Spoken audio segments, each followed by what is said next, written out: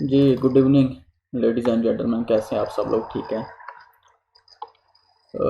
इससे पहले जो मैंने एक वीडियो रिकॉर्ड की है उसमें मैंने आप लोगों को बताया है कि CSS का जो वो ऐसे है या PMS का जो ऐसे है उसका स्ट्रक्चर क्या है, और फिर मैंने आप लोगों को कुछ टिप्स दी थी ताकि आप लोगों के जो है वो ऐसे में जो फेलियर के चांसेस हैं वो बहुत ज़्यादा कम हो जाएं। तो मैंने आप लोगों को आउटलाइन बनाना भी सिखाई थी, और एक अपनी बनाई हुई आउटलाइन जो है जब मैं प्रैक्टिस कर रहा था तो आप लोगों के साथ शेयर भी की थी और वो डिस्कस भी की थी।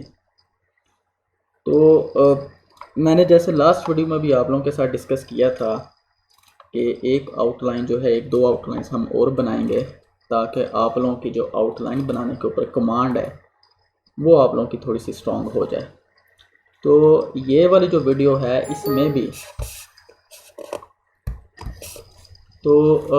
ये वाली जो वीडियो है इसमें भी मैं आप लोगों को एक दो आउटलाइंस और बनाना सिखाऊंगा ताकि आप लोगों की आउटलाइन बनाने के ऊपर एक दफ़ा ग्रिप जो है वो स्ट्रॉन्ग हो जाए। तो फिर हम आगे जो है वो इंट्रोडक्शन लिखना सीखेंगे कि इंट्रोडक्शन कैसे लिखते हैं। तो फर्ज करें ये है एक पास्ट पेपर जो कि प्रॉबली 2016 का है। जी, 2016 का जो है ये पास्ट पेपर है, और इसमें से अगर हम देखें तो ये हमें मुख्तलिफ जो है वो टॉपिक्स दिए हुए हैं, 10 टॉपिक्स दिए हुए हैं।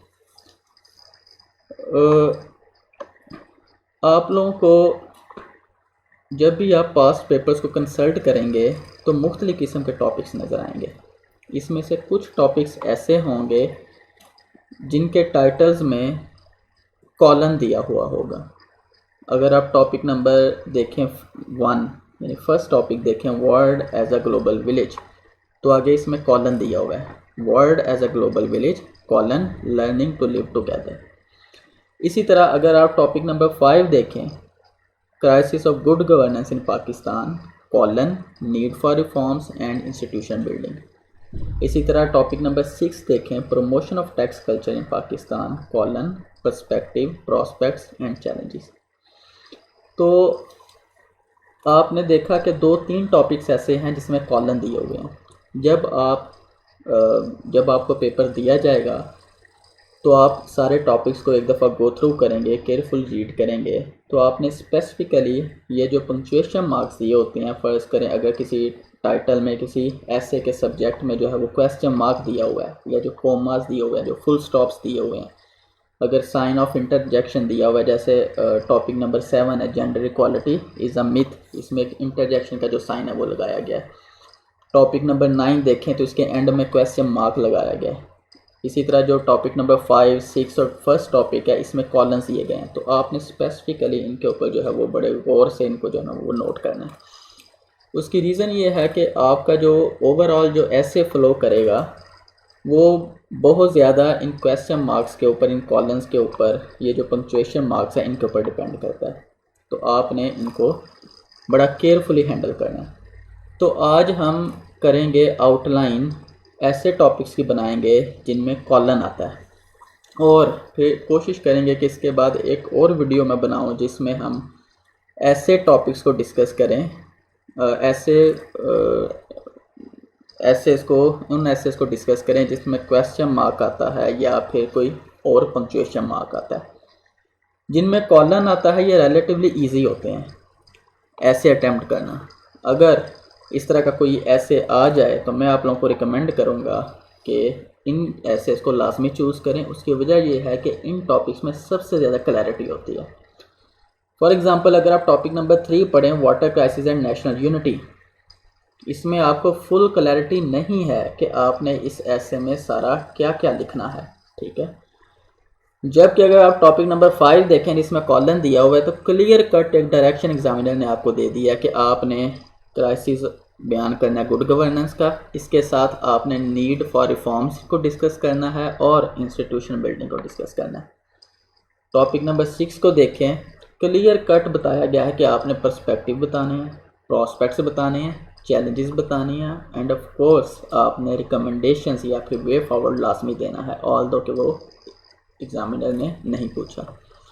इसी तरह टॉपिक नंबर 8 देखें, इम्प्लीकेशंस आपने बतानी है एक इंटीग्रेटेड कंट्री पे, ठीक है। तो जो कॉलन वाले टॉपिक्स हैं ये सबसे ज़्यादा क्लैरिटी इनमें होती है कि आपने बीच में लिखना क्या है, और उसके बाद very few topics are there के जिसमें आपको जो है ना वो क्लैरिटी दी गई होती है कि आपने क्या क्या बीच में लिखना है, सही है। तो आज इसी जब आप आउटलाइन बनाना स्टार्ट करें तो मैं आप लोगों को यही रिकमेंड करूंगा कि आप जो है वो कोई ना कोई कॉलन वाले 1-2 टॉपिक पकड़ लें और उसकी आउटलाइन अटैम्प्ट करें, क्योंकि ये रिलेटिवली इजी होते हैं और आपको बिल्कुल क्लैरिटी होती है कि आपने इसमें लिखना क्या है, और आपको स्ट्रक्चर भी इजीली समझ में आ जाता है। इसी तरह अगर आप देखें टॉपिक ये 2018 कैसे है, इस पे अगर आप नज़र मारें तो टॉपिक नंबर 2 देखें, higher education in Pakistan colon ills and remedies. Clear cut direction आपको बताई गई है कि आपने इल्स लिखनी है और रेमेडीज़ लिखनी है। जहाँ पे भी कॉलन वाले टॉपिक्स आएँ तो कॉलन से पिछले वाला जो अमूमन पार्ट होता है, जैसे हायर एजुकेशन पाकिस्तान, आपने अमूमन उसके ऊपर सिर्फ एक पैराग्राफ देना होता है, यानी एक पैराग्राफ सफिशेंट होता है। तो एक इंट्रोडक्शन की पहली हेडिंग देंगे, उसके बाद आप एक पैराग्राफ देंगे higher education Pakistan dash and overview, एक हल्का सा उसका ओवरव्यू दे देंगे। उसके बाद थर्ड हेडिंग आपकी आएगी इल्स पे, फोर्थ हेडिंग आपकी आ जाएगी रेमेडीज़ पे, और फिफ्थ हेडिंग आपकी आ जाएगी कंक्लूजन पे, ठीक है। इसी तरह अगर आप इसमें और कोई टॉपिक देखें, ये टॉपिक नंबर 10 देखें, democracy in Pakistan hopes and hurdles, इसमें भी कॉलन है। तो सबसे पहले आपने इंट्रोडक्शन की हेडिंग देनी है, फिर आपने डेमोक्रेसी इन पाकिस्तान का ओवरव्यू देना है, democracy in Pakistan dash and overview. एक ओवरव्यू पे सिर्फ एक पैराग्राफ आएगा, वो भी एक लिंक करने के लिए होता है, ऐसे में कोहेजन पैदा करने के लिए होता है। थर्ड पे आपकी हेडिंग आ जाएगी democracy in Pakistan colon hopes, fourth पे आपकी हेडिंग आ जाएगी हर्डल्स, फिफ्थ पे ऑफ कोर्स आपकी आ जाएगी वे फॉरवर्ड, यानी रिकमेंडेशंस। याद रख लें, चाहे रिकमेंडेशंस पूछी गई हैं या नहीं पूछी गई, आपने लाजमी देनी है। ये स्ट्रक्चर का CSS का ऐसे के स्ट्रक्चर का एसेंशियल पार्ट है, और फिर एंड में आपने कंक्लूजन दे देना। अगर आप इसी तरह 2019 के ऐसे देखें, जिस पे मैंने आपको लास्ट वीडियो में अपनी एक आउटलाइन भी बनी हुई दिखाई थी, new war fronts lie in economic zones. अगर इसमें भी आप देखें टॉपिक नंबर 9, तो एक्सपेंडिंग इंफॉर्मेशन टेक्नोलॉजी अ कर्स और ब्लेसिंग। अब देखें इसमें भी एक तो पंक्चुएशन मार्क आया हुआ है कॉलन, और दूसरा इसमें क्वेश्चन मार्क नहीं है, लेकिन इसमें दरमियान में एक वर्ड आ गया और OR और अ कर्स और ब्लेसिंग। आपने इस चीज़ को भी ख़ास तौर पर नोट करना है कि जब बीच में और आ जाए तो फिर आपने क्या करना है, ठीक है। तो यानी अगर हम देखें कॉलन इसमें भी आया हुआ है, तो आज हम वो सारे एसेज जिसमें कॉलन्स आ जाते हैं वो हमने उनकी जो आउटलाइंस हैं उनका स्ट्रक्चर क्या होता है वो बनाना डिस्कस करते हैं। ये एसेज मैंने आपको पहले बताया कि रिलेटिवली इजी होते हैं, इनमें क्लैरिटी भी सबसे ज़्यादा होती है। तो आप कोशिश करें कि इन एसेज को अगर वो करंट अफेयर से रिलेट करते हैं तो लाजमी अटैम्प्ट करें। तो आज हम 2-3 इस तरह के एसेज लेंगे, अगर इतना टाइम हुआ हमारे पास, तो उनकी हम जो है ना वो आउटलाइंस बनाना जो है ना वो सीखेंगे, ठीक है। तो फ़र्ज़ कर लें कि हम कौन सा टॉपिक सबसे पहले करें, 2016 का कोई टॉपिक पहले पिकअप कर लेते हैं। इसमें से फ़र्ज़ करें हम टॉपिक नंबर ले लेते हैं, topic number 6, promotion of tax culture in Pakistan perspective prospects and challenges. मैंने आपको पहले बताया था, अगर फ़र्ज़ करें आपने CSS की प्रिपरेशन अभी से स्टार्ट की है तो आपके पास इतना ज़्यादा नॉलेज नहीं होगा कि आप इस टॉपिक के ऊपर लिख सकें, लेकिन जब आप कुछ टाइम CSS की स्टडी कर लेते हैं, मुख्तलिफ आर्टिकल्स रीड कर लेते हैं, मुख्तलिफ वेबसाइट से आप इंफॉर्मेशन न्यूज़पेपर भी आप डेली बेसिस पे पढ़ रहे होते हैं, तो आपके पास नॉलेज आ जाता है। फिर आप जब इसके ऊपर ब्रेनस्टॉर्मिंग कर लेते हैं तो आप इस काबिल हो जाते हैं कि बीच में अपनी ओपिनियंस भी ऐड कर सकें कि आपके नज़दीक जो है वो पर्सपेक्टिव क्या है, आपके नज़दीक प्रॉस्पेक्ट्स क्या हैं, और आपके नज़दीक जो है वो चैलेंजेस क्या है। फिर आप उनको उस तरह से लिखने की कोशिश करते हैं। लेकिन फॉर द टाइम बीइंग अगर आपके पास नॉलेज नहीं है तो आप गूगल को यूज़ कर सकते हैं। जिस तरह मैंने आपको लास्ट वीडियो में बताया था कि आप अगर आपके पास नॉलेज नहीं है अभी, तो आप इस टॉपिक का जो टाइटल है वो आप गूगल में लिखेंगे और उसके आगे लिख देंगे ऐसे आउटलाइन, जो आप उसमें से फिर मुख्तलिफ आर्गूमेंट्स आप पिकअप कर लें और अपनी आउटलाइन जो है वो कंस्ट्रक्ट कर लें। तो ये वाला जो टॉपिक है promotion of tax culture in Pakistan, इसको हम क्या करते हैं, गूगल के ऊपर जो है वो सर्च करते हैं ताकि हम जो है वो इसकी एक आउटलाइन बना सकें। तो ये हमने गूगल ओपन कर लिया, इसमें हम लिखते हैं वो promotion of tax culture in Pakistan perspective, ये पहले से ही आ गया, प्रॉस्पेक्ट्स एंड चैलेंजेस, आगे हमने लिख दिया ऐसे आउटलाइन। इसको करें एंटर और इसके बाद हमारे पास मुख्तलिफ़ किस्म की जो है ना वो आउटलाइंस आ जाएंगे। जैसे देखें एक examinationpoint.com इसकी एक आई हुई है, स्क्रिप्ट की आई हुई है, इसी तरह बाकियों की आई हुई है। तो फ़र्ज़ करें हम पहली आउटलाइन जो है इसको ओपन कर लेते हैं। आपने 2-3 आउटलाइंस जो है ना वो कंसल्ट कर लेनी है ताकि आपको अच्छे अच्छे आर्गूमेंट्स मिल जाएँ और फिर आपने एक अपनी आउटलाइन जो है वो डिज़ाइन करनी है। ठीक है, पहले हम इसको एक्सप्लोर कर लेते हैं, promotion of tax culture in Pakistan. अब अल्लाह करे कि ये आउटलाइन थोड़ी बहुत सही लिखी हुई हो ताकि हम इसको पिकअप कर सकें। तो सबसे पहले आउटलाइन की हेडिंग दी हुई है, उसके बाद इंट्रोडक्शन, फिर डेफिनेशन ऑफ टैक्स कल्चर, उसके बाद tax culture around the world. अब देखें ये जो आउटलाइन है ये कोई इतनी ज़्यादा अच्छी नहीं मेरे ख्याल से लिखी हुई, क्योंकि टैक्स कल्चर को डिफ़ाइन करने का एग्जामिनर ने कहा ही नहीं। Tax culture around the world है क्या, ये भी नहीं पूछा। टैक्स कल्चर पाकिस्तान में, ये भी नहीं पूछा। डिटेल्स, रीजंस ड्यू टू विच, तो ये एक बड़ी मेरे ख्याल पुअरली जो है ना वो इस आउटलाइन को जो है ना वो सही तरह से कंसिडर करके नहीं लिखा गया हुआ। Good effect of tax payment, ये बड़ी फजूल आउटलाइन है। हम जो है ना कोई और आउटलाइन देखते हैं कि जिसमें से हमें कुछ बेहतर मटेरियल मिल सके। दूसरे वाली देख लेते हैं, promotion of tax culture in Pakistan.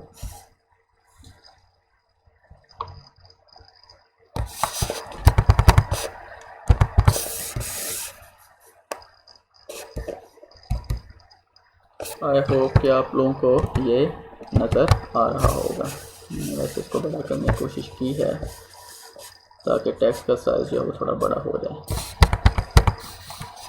जी, ये आउटलाइन जो है ये गुजारे लायक है। इसको अगर मैं थोड़ा सा और बड़ा कर दूं ताकि आप लोगों को ये और ज़्यादा नज़र आ जाए।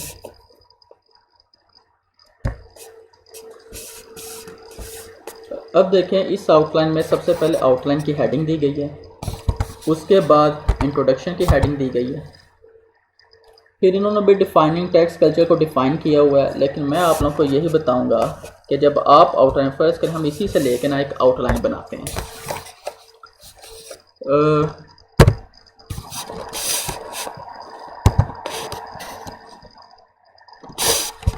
तो आपने क्या करना है कि इसका साइज थोड़ा सा कम कर लें। ये मैंने सबसे पहले आउटलाइन की हेडिंग दे दी। उसके बाद हमारी पहली हेडिंग क्या होती है कि हमने हमेशा इंट्रोडक्शन की जो हेडिंग है वो देनी है। तो पहली हमारी आ गई इंट्रोडक्शन, ठीक है जी। दूसरी हेडिंग हमने क्या देनी है कि जब भी हमारा, मैं ऊपर टाइटल लिख देता हूँ ताकि आप लोगों को पता चल जाए, promotion of tax culture in Pakistan perspective, prospects and challenges. ठीक है जी, ये हमारी आ गई। इसको मैं थोड़ा सा और इसका साइज कम कर देता हूँ, थोड़ा सा ऊपर शिफ्ट कर देता हूँ। तो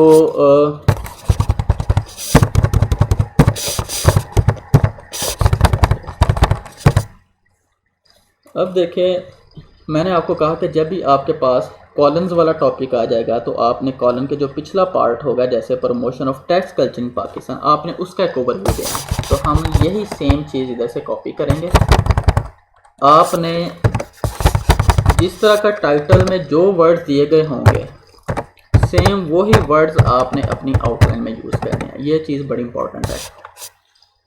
जो अब देखें, मैंने अपनी तरफ से कोई भी इसमें जो है ना वो वर्ड ऐड नहीं किया, मैंने सेम उसी वर्ड को नीचे जो है ना वो कॉपी किया है। आपने भी इसी तरह ही करना है, अपनी तरफ से वर्ड नहीं ऐड करने, ताकि एग्जामिनर को ये पता लगे, उसको ये इंप्रेशन मिले कि जो चीज़ एग्जैक्ट मैंने पूछी गई है मुझे वही चीज़ मिल रही है। तो अगर एग्जामिनर ने ऊपर लिखा हुआ है प्रमोशन ऑफ टैक्स कल्चर, आपने सेम यही नीचे लिखना है। एग्जामिनर ने खाली लिखा हुआ है टैक्स कल्चर इन पाकिस्तान, आपने वही चीज़ अपनी आउटलाइन की हेडिंग में भी लिखनी है। अब मैंने सेम वही सारी चीज़ें कॉपी पेस्ट की और उसके आगे क्या लिख दिया, एन ओवरव्यू। अब एक ओवरव्यू का भी पैराग्राफ हमारा आ जाएगा ऐसे में। उसके बाद एग्जामिनर ने नेक्स्ट चीज़ क्या पूछी हुई है, पर्सपेक्टिव। तो मैं क्या करूँगा, सेम यही सारी चीज़ कॉपी करूँगा। आपने कॉपी तो नहीं करना पेपर में, आपने लिखना है और उसके आगे कॉलन डाल के तो फिर आपने लिखना है पर्सपेक्टिव। कुछ स्टूडेंट्स या एस्पायरेंट्स ने जिन्होंने मुझे आउटलाइन अपनी भेजी थी, वो इस तरह लिख देते हैं कि perspective of promotion of tax culture in Pakistan. जिस तरह का फॉर्मेट एग्जामिनर ने यूज़ किया हुआ है, आप भी सेम उसी तरह का यूज़ करें। अगर एग्जामिनर ने कॉलन डाल के लिखा हुआ है तो आप भी कॉलन डाल के लिखें। अब देखें, जैसे मैंने सेम उसी तरह लिख दिया, promotion of tax culture in Pakistan colon perspective. ठीक है, अब इससे आगे क्या होगा, आपके आ जाएंगे अब आपके आर्गूमेंट्स आ जाएंगे। ठीक है जी, जैसे हम स्टार्ट करते हैं, मैंने आपको ये बताया था कि आपने capital A, capital B, capital C, इस तरह की जो है वो नंबरिंग यूज़ करनी है सब आर्गूमेंट्स के लिए। तो उधर हम जाएंगे जो हमने निकाला था गूगल में से। अब ये जितने पर्सपेक्टिव दिए गए हैं, हम इसको क्या करेंगे, इधर से कॉपी पेस्ट कर लेते हैं फॉर द टाइम बिंग, ताकि हम इनको यूज़ कर सकें।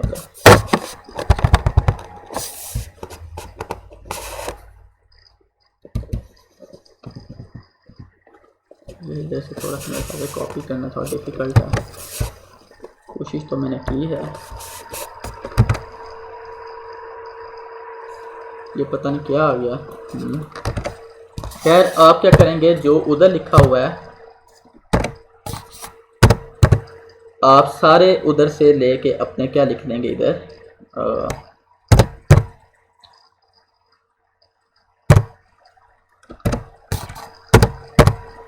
अपने जितने भी पर्सपेक्टिव आपने लिखने हैं वो सारे आपने इधर लिख देने हैं। ठीक है, जब आपका ये एक दफ़ा हो जाए तो आपने क्या करना है कि अगेन जब फर्स्ट ये आपने सारे पर्सपेक्टिव लिख लिए हैं तो उसके बाद आपकी क्या हेडिंग आ जाएगी कि प्रोस्पेक्ट्स पूछे हुए हैं, तो आपने सारे प्रोस्पेक्ट्स लिखने हैं। ठीक है, ये आपके आगे पर्सपेक्टिव को हम बीच में से माइनस कर देते हैं, ये हमारे आगे प्रोस्पेक्ट। सेम उसी तरह आप क्या करेंगे, कैपिटल ए, कैपिटल बी, इसी तरह।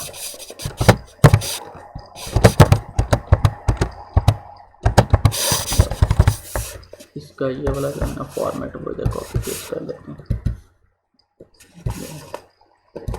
आपने इधर लिखने हैं। जब आपका इसी तरह जब आपने प्रोस्पेक्ट्स लिख लेने हैं तो उसके बाद आपका क्या आ जाएंगे, चैलेंजेस। तो आपने क्या लिख लेना है जी,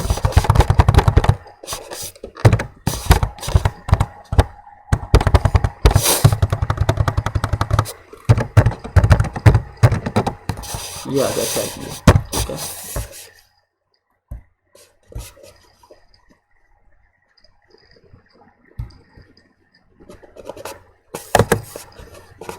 मेरा से इसका अपर केस नहीं होगा। खैर, ये कैपिटल बी, ये कैपिटल सी, ये कैपिटल डी और ये कैपिटल। और अब देखें, आपने अपना प्रोस्पेक्ट पर्सपेक्टिव भी बता दिया, प्रोस्पेक्ट्स भी आपने लिख दिए, चैलेंज भी बता दिए। तो नेक्स्ट आपने क्या लिखना है, लास्ट में हमारी क्या आ जाएंगी, रिकमेंडेशंस। ऑल्दो एग्जामिनर ने आपसे नहीं पूछी, लेकिन आपने हर हाल में प्रोवाइड करनी है। तो अब हमारे पास नेक्स्ट हेडिंग क्या आ जाती है, रिकमेंडेशंस की। तो आप इधर लिख सकते हैं रिकमेंडेशंस, ठीक है। इसका फॉर्मेट यही वाला रख लेते हैं, ये रिकमेंडेशंस आ गया। आगे आप ये भी लिख सकते हैं व्हाट कैन बी डन, ठीक है। और 7वें नंबर पे आपका क्या आ जाएगा, कंक्लूजन। यहाँ पे आके हमारी आउटलाइन जो है वो कंप्लीट हो जाती है। तो रिकमेंडेशंस के नीचे अगेन आपने जो है वो उसकी रिकमेंडेशंस लिखनी है।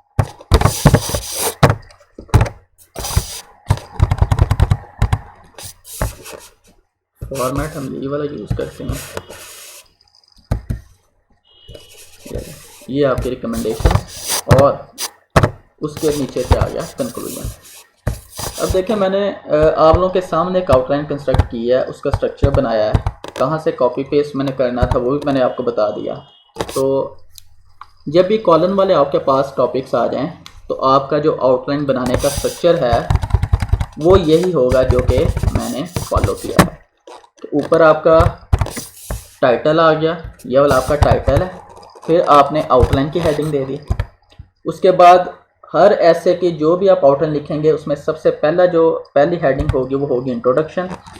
उसके बाद आपने जो कॉलम से पहले वाला पार्ट है उसका जो है ना वो एक आपने देना है ओवरव्यू, ठीक है। थर्ड हेडिंग आपकी आ जाएगी पर्सपेक्टिव, वो आपने सारे पर्सपेक्टिव नीचे लिख दिए। उसके बाद आ जाएगी आपके प्रॉस्पेक्ट्स और उसके बाद आपके आगे चैलेंजेस। फिर मैंने दे दी रिकमेंडेशंस और एंड में मैंने लिख दिया कंक्लूजन। तो देखिए कितना ज़्यादा सिंपल है। कोई बीच में रॉकेट साइंस नहीं है, कोई चीज़ बीच में नहीं हमने ऐड नहीं की। हमने सिंपली क्या किया, अपनी एक आउटलाइन कंस्ट्रक्ट कर ली। तो जहाँ जितने भी आपके कॉलम वाले टॉपिक्स आएंगे आपने यही पैटर्न जो है वो फॉलो करना है, ठीक है। अब देखें, कुछ टॉपिक्स ऐसे होते हैं, यहाँ पे तो मैंने आपको बता दिया कि आपने जो कॉलम से पिछले वाला पार्ट होगा उस पर एक पैराग्राफ ऐड करना है। अगर आप टॉपिक नंबर 1 को रीड करें, world as a global village, learning to live together, इसमें क्लैरिटी नहीं है बिल्कुल। तो ऑल्दो कॉलन है लेकिन टॉपिक के अंदर क्लैरिटी नहीं है। आपको ऑन द फर्स्ट ग्लैंस ये नहीं पता चल रहा कि आपने बीच में क्या लिखना है। अगर आप सिर्फ कॉलम से पहले वाले पार्ट पे एक पैराग्राफ देते हैं तो लर्निंग टू लिव टुगेदर पे आपको सारा ऐसे लिखना पड़ेगा। तो इसमें ये एक वाइज अप्रोच नहीं होगी कि आप जो है वो कॉलम से पिछले पार्ट के ऊपर जो है ना वो सिर्फ एक पैराग्राफ लिखें। आपने अप्रॉक्सीमेटली हाफ ऐसे जो है वो दोनों के ऊपर लिखना होगा। तो ये आपने खुद डिसाइड करना है, ठीक है। लेकिन अगर आप एक जेनेरिक अप्रोच देखें जहाँ पे आपको कॉलम के बाद जो है वो 2-3 पार्ट्स पूछे गए हैं, जैसे टॉपिक नंबर 5 में कॉलम के बाद भी 2 पार्ट्स आपसे पूछे गए हैं, need for reforms, institutional building. इसमें कॉलम से पिछले वाला जो पार्ट है आप सब वहाँ पे सिर्फ उसके ऊपर एक पैराग्राफ लिखेंगे। टॉपिक नंबर 6 में भी इसी तरह करेंगे। अगर आप टॉपिक नंबर 8 को देखें, the creation of new province in Pakistan, implications for integrated country, ठीक है। तो इसमें ये एक वाइज अप्रोच नहीं होगी कि आप कॉलम के जो पिछले वाला पार्ट है उसके ऊपर सिर्फ आप एक पैराग्राफ लिखें। आप उस पार्ट को भी थोड़ा सा ज़्यादा एक्सपेंड कर सकते हैं, ठीक है। लेकिन ज़्यादातर फोकस आपका क्या होना चाहिए, इम्प्लीकेशन के ऊपर, और उसके बाद आपने देनी है रिकमेंडेशंस और फिर आपका आ जाएगा कंक्लूजन, ठीक है। ऑब्वियसली बीच में आप जो मुख्तलिफ जो केस स्टडीज़ हैं बाकी मुल्कों की वो भी आप कंसिडर कर सकते हैं। तो अब देखें, इस वीडियो में मैंने आपको जो कॉलम्स वाले टॉपिक्स हैं उनको हैंडल करना बता दिया। इसके बाद जो एक वीडियो आएगी उसमें मैं आप लोगों को बताऊंगा कि जिसमें क्वेश्चन मार्क आता है। फर्स्ट करें, टॉपिक नंबर 9 है, does foreign aid help to achieve economic stability. आप इसको कैसे हैंडल करेंगे, ठीक है। या ऐसे टॉपिक्स जिनमें और आ जाता है, और आ जाता है, आई थिंक इसी में था वो वाला टॉपिक। अगर इसमें नहीं है तो फिर होगा 2019 में जी। अगर आप इसमें टॉपिक नंबर 9 को देखें तो इसमें क्या बताया गया, एक्सपेंडिंग इंफॉर्मेशन टेक्नोलॉजी अ कर्स और ब्लेसिंग, और आ गया। जिनमें क्वेश्चन मार्क आ जाए या जिनमें जो है वो और आ जाए, आप इस तरह के टॉपिक्स को कैसे हैंडल करेंगे। तो इस तरह के जो टॉपिक्स हैं ना वो बेसिकली डिमांड करते हैं कि आप अपना एक आउटलाइन में भी सबसे पहले लिखने से पहले आप अपना एक स्टांस दें कि एग्जामिनर इस क्वेश्चन में बेसिकली पूछ रहा है कि एक्सपेंडिंग इंफॉर्मेशन टेक्नोलॉजी एक कर्स है या फिर ब्लेसिंग है। अब देखें, जब आपने ऐसे लिखना है तो सबसे पहले आपने अपनी डायरेक्शन तो क्लियर करनी है ना कि आप किस डायरेक्शन में अपना ऐसे लिख रहे हैं। क्या आप इंफॉर्मेशन टेक्नोलॉजी को एक कर्स समझते हैं या फिर इंफॉर्मेशन टेक्नोलॉजी को आप एक ब्लेसिंग समझते हैं? इन दोनों में से कोई एक स्टांस आप लेना चाहेंगे या फिर आप विकेट के दोनों साइडों पे खेलना चाहते हैं कि आप कहते हैं नहीं, ये कर्स भी है और एक ब्लेसिंग भी है। कर्स भी है यानी इसके कुछ डीमेरिट्स भी हैं और ब्लेसिंग है कुछ इसके मेरिट्स या फिर एडवांटेजेस भी हैं। मैं आपको ये सजेस्ट करूँगा, जैसे मैंने खुद भी किया पेपर में, मैंने जो इस टॉपिक पे क्वेश्चन अटैम्प्ट किया था, ये ऐसे लिखा था, तो मैंने उसमें एक मिडल कोर्स जो है वो लिया था। विकेट के दोनों साइड्स पर मैंने प्ले किया था कि अब देखें, अगर आप एक्सपेंडिंग इंफॉर्मेशन टेक्नोलॉजी को सिर्फ एक कर्स समझते हैं तो क्या ये ब्लेसिंग नहीं है? ऑब्वियसली है, इसके बहुत ज़्यादा एडवांटेजेस हैं। सिमिलरली अगर आप इसको सिर्फ एक ब्लेसिंग कंसिडर कर लेते हैं तो क्या ये कर्स नहीं है? ऑब्वियसली है, इसके बहुत ज़्यादा डिसएडवांटेजेस भी हैं, डीमेरिट्स भी हैं। तो अगर आप दरमियान वाला मिडल कोर्स लेते हैं ना, एग्जामिनर को ये कहते हैं कि जी ऑल्दो ये एक कर्स है लेकिन इसकी बहुत ज़्यादा ब्लेसिंग्स भी हैं, तो मेरे ख्याल से ये ज़्यादा एक रियलिस्टिक जो है ना ये आपका स्टांस होता है, ज़्यादा रियलिस्टिक आपका ऐसे होता है। उसकी रीज़न ये है कि आप ऐसे की दोनों डायमेंशंस को जो है ना वो एक्सप्लोर करते हैं। आप कर्स को भी एक्सप्लोर करते हैं, आप ब्लेसिंग को भी एक्सप्लोर करते हैं और आपका ऐसे कंप्लीट ऐसे होता है। उसके बाद आप रिकमेंडेशंस देते हैं।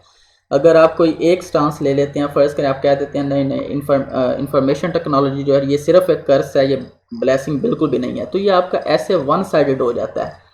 ये कोई ज़्यादा रियलिस्टिक आपका स्टांस भी नहीं होता है। इसके अलावा जब आपने 3000 वर्ड्स लिखने हैं तो कर्स के ऊपर आप कितने ज़्यादा आर्गूमेंट्स लिखेंगे? आपको बहुत ज़्यादा ब्रेनस्टॉर्मिंग करनी पड़ेगी और उस ब्रेनस्टॉर्मिंग के दौरान जब आपको आर्गूमेंट्स नहीं मिलेंगे तो आप बहुत से वीक आर्गूमेंट्स जो है ना वो फिर लेना शुरू कर देंगे, अनड्यूली उनको जस्टिफाई करना शुरू कर देंगे।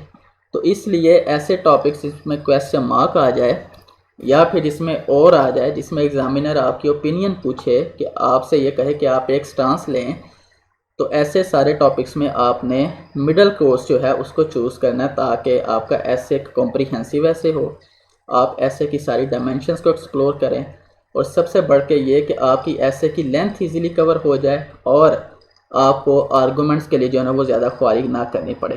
ठीक है, अगर हम 2018 है उसका ऐसे देखें तो इसमें देखें लिखा हुआ है topic number 9, will rule of law always remain N impractical myth in a country. Again examiner आपसे क्वेश्चन पूछ रहा है, बताएं क्या ये रहेगी या नहीं रहेगी। तो मेरी आपको यही सजेशन होगी कि आप मिडिल कोर्स अपनाएं। ठीक है, कि ऑल्दो जो पास्ट है रूल ऑफ लॉ का वो बड़ा बलीक है, प्रेजेंट भी बड़ा बलीक है, लेकिन फ्यूचर में अगर हम कुछ मेजर्स अडॉप्ट कर लें तो उसको जो है वो फ्यूचर में ब्राइट हम बना सकते हैं, यानी रूल ऑफ लॉ को हम इम्प्लीमेंट कर सकते हैं। ठीक है, तो एग्जामिनर को आपकी क्लियर कट अंडरस्टैंडिंग मिल जाएगी कि ऑल्दो अभी तक जो है वो रूल ऑफ लॉ जो है उसकी सिचुएशन बड़ी बलीक रही है, बड़ी जो है वो डिसमल रही है, लेकिन अगर हम कुछ मेजर्स अडॉप्ट कर लें तो इसको जो है हम ब्राइट भी कर सकते हैं, एक होप जो है वो हम क्रिएट कर सकते हैं। तो एग्जामिनर को पता चल जाएगा कि इस बंदे ने ये वाला स्टांस लिया है, ये ओपिनियन ली है, अब सारा ऐसे इसके ऊपर फ्लो करेगा। लेकिन एक बात मेरी जहन में रख लें, जब आप एक दफ़ा कोई भी स्टांस आप पिक कर लें फिर आपने अपने पूरे ऐसे में कहीं भी उसको नेगेट नहीं करना। याद रख लें, अगर कहीं भी आपने अपने ऐसे में अपने जो स्टांस आपने पिक किया है उसको आपने नेगेट कर दिया तो आप एग्जामिनर को अट्रैक्ट कर रहे हैं, उसको बाजू से पकड़ के खींच रहे हैं कि आप मेरा ऐसे में मुझे फेल कर दें।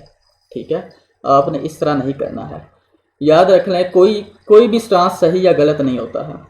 जो मर्ज़ी आप स्टांस पिक कर लें, कोशिश करें कि रियलिस्टिक स्टांस लें, जो मर्ज़ी स्टांस आप ले लें और उसको आप आर्गूमेंट्स की मदद से जब वो प्रूव करें, स्ट्रॉन्ग आर्गूमेंट्स बिल्ड करें, एग्जामिनर आपको मार्क्स देगा।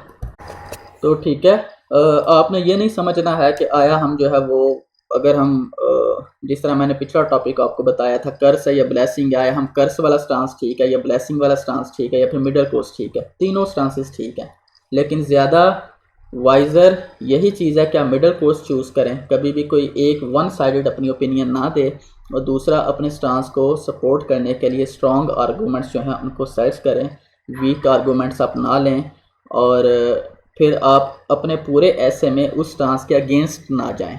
ठीक है, आपने उसी स्टांस को लेके अपना ऐसे कंप्लीट करना है कंक्लूड करते तक।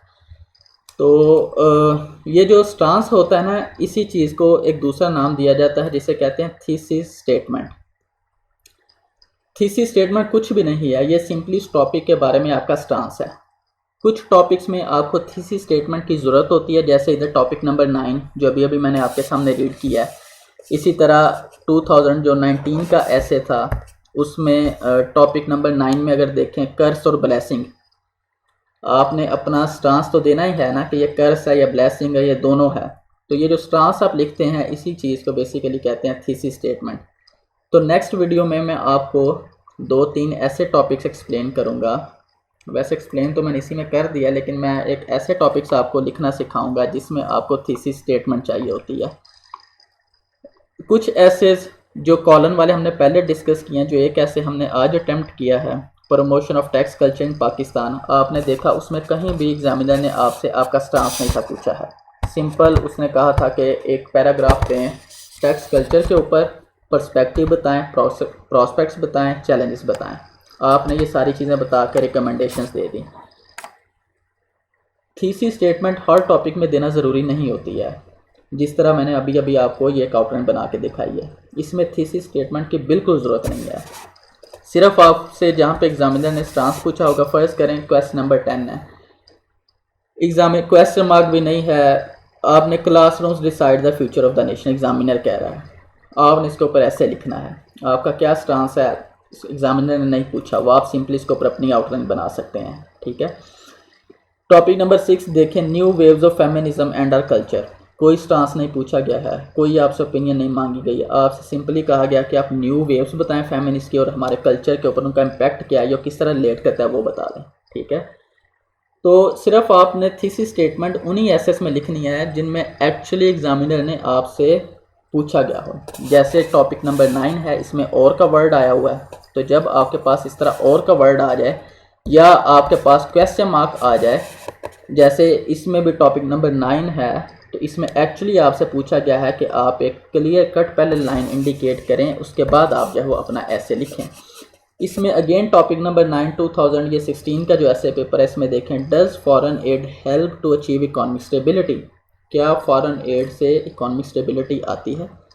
तो सबसे पहले तो आपने ये बताना है कि भाई आती है, नहीं आती है, या फिर शॉर्ट टर्म में आती है, लॉन्ग टर्म में नहीं आती। ठीक है, ये मैंने अभी आपको मिडिल कोर्स बताया। अगर आप कहते हैं जी आती है, तो आपने इतने ज़्यादा आर्गूमेंट्स देने हैं आती है कि सपोर्ट में। अगर आप कहते हैं नहीं आती है इकोनॉमिक स्टेबिलिटी, तो आपने बहुत ज़्यादा आर्गूमेंट्स देने हैं नहीं आती के सपोर्ट में। और अगर आप दरमियान वाला मिडिल कोर्स अपनाते हैं, जो कि मैं आपको कहूँगा, सजेस्ट करूँगा, वो यही है कि शॉर्ट टर्म में आ जाती है, लॉन्ग टर्म में नहीं आती, अनलेस आप अपनी स्ट्रक्चर रिफॉर्म्स जो हैं वो आप इम्प्लीमेंट करें, अपने जो स्ट्रक्चर है उसको आप बेहतर बनाएं। ठीक है, तो ये भी आपका थीसिस स्टेटमेंट वाला एक टॉपिक है, टॉपिक नंबर 9। तो इस वीडियो में हमने ये भी लर्न किया कि कौन से ऐसे टॉपिक्स हैं जिसमें थीसिस स्टेटमेंट चाहिए होती है, कौन से टॉपिक्स में नहीं चाहिए होती। टॉपिक नंबर 6 में कोई थीसिस स्टेटमेंट नहीं चाहिए, टॉपिक नंबर 5 में कोई थीसिस स्टेटमेंट चाहिए, टॉपिक नंबर 3 में कोई थीसिस स्टेटमेंट चाहिए। लेकिन अगर आप टॉपिक नंबर 9 को देखें, इसमें भी और बाकी दोनों एसेस में भी, तो आपको ये क्लियर कट आपका माइंड आपको पकड़ के कहेगा कि जी इसमें स्टांस मांगा गया है, इसमें आपकी ओपिनियन पूछी गई है, पहले आप वो क्लियर करें, उसके बाद आप अपनी आउटलाइन अटेम्प्ट करें। तो नेक्स्ट वीडियो में इंशाल्लाह मैं आपको जिन टॉपिक्स में थीसिस स्टेटमेंट चाहिए होती है, उन टॉपिक्स की जो आउटलाइन है या फिर थीसिस आउटलाइन सेम इसी तरह फ्लो करेगी, लेकिन हम थीसिस स्टेटमेंट जो है वो बनाना सीखेंगे। थीसिस स्टेटमेंट को हम डिस्कस करेंगे, और जब एक दफ़ा थीसिस स्टेटमेंट हमारी हो जाएगी तो उसके बाद हम क्या करेंगे, इंट्रोडक्शन लिखना सीखेंगे। ठीक है जी, तो इंशाल्लाह नेक्स्ट वीडियो में फिर मिलते हैं। अल्लाह हाफिज़।